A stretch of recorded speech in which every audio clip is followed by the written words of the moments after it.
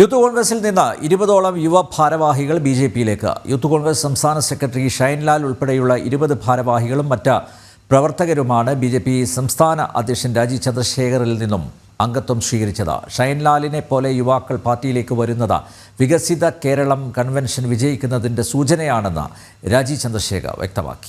Youth കോൺഗ്രസിൽ നിന്നും 20ഓളം യുവ ഭാരവാഹികളാണ് ബിജെപിയിലേക്ക് ചേർന്നത്. യൂത്ത് കോൺഗ്രസ് സംസ്ഥാന സെക്രട്ടറി ഷൈൻലാൽ ഉൾപ്പെടെയുള്ള നേതൃത്വത്തിൽ വരുന്ന 20ഓളം യുവാക്കളും കൂടെ പ്രവർത്തകരും ഇന്ന് രാവിലെ ബിജെപി സംസ്ഥാന ഓഫീസിലെത്തി സംസ്ഥാന അധ്യക്ഷൻ രാജീവ് ചന്ദ്രശേഖറിൽ നിന്നും അംഗത്വം സ്വീകരിച്ചു. ഒരു പ്രമുഖ വ്യക്തിയാണ് ശ്രീ ഷൈൻലാൽ. അദ്ദേഹത്തെ വളരെ സ്നേഹപൂർവ്വം ഭാരതീയ ജനതാ പാർട്ടിയിലേക്ക് സംസ്ഥാന അധ്യക്ഷൻ ശ്രീ രാജീവ് ചന്ദ്രശേഖർ സ്വീകരിച്ചിരിക്കുകയാണ്.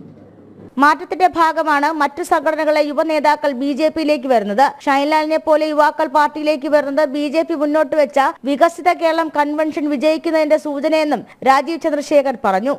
നമ്മുടെ യൂത്തില് ഈ വികസിത കേരളം എന്ന് പറഞ്ഞ ഒരു കാഴ്ചപ്പാടിന് ഏറ്റവും വലിയൊരു പങ്കാളിയായ ഒരു യൂത്ത് സെഗ്മെന്റ് ബിജെപിന്റെ ഈ ഒരു പുതിയ കാഴ്ചപ്പാടിന്റെ ഒപ്പം അവര് വരാനും ഒരു പങ്കാളിയാവാനും അവർക്ക് ഒരു വളരെ എന്തൂസിയാസം ആണെന്നാണ് ഞാൻ മനസ്സിലാക്കുന്നത്.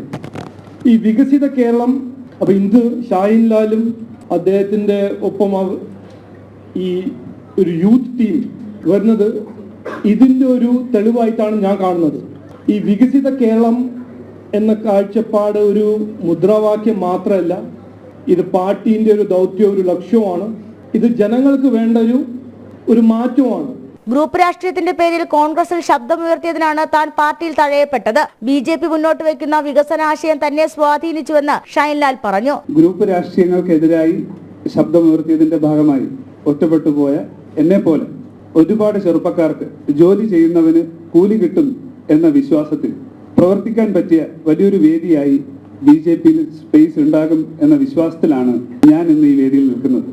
ഇന്ത്യയുടെ ആരാധ്യനായ പ്രധാനമന്ത്രി ഇന്ത്യയുടെ വികസനങ്ങൾ ചൂണ്ടിക്കാണിച്ചുകൊണ്ട് മുന്നോട്ട് പോകുമ്പോൾ കേരളത്തിന്റെ വികസന പദ്ധതികൾക്ക് വളരെ ഊന്നൽ കൊടുത്തുകൊണ്ട് ആരാധ്യനായ ബിജെപിയുടെ സംസ്ഥാന അധ്യക്ഷൻ വികസനങ്ങൾക്ക് ഊന്നൽ കൊടുക്കുമ്പോൾ അതിനോടൊപ്പം ചുക്കാൻ പിടിക്കാൻ കൂടെ ഒരു പ്രവർത്തകനായി എന്നും ഉണ്ടാകുമെന്ന് മാത്രം ഈ അവസരത്തിൽ അറിയിച്ചുകൊണ്ട് കോൺഗ്രസ് നേതാക്കൾക്ക് പുറമെ KSUവിൽ നിന്നും യുവപ്രവർത്തകർ ബിജെപിയിൽ അംഗത്വം നേടി. ജനം, തിരുവനന്തപുരം.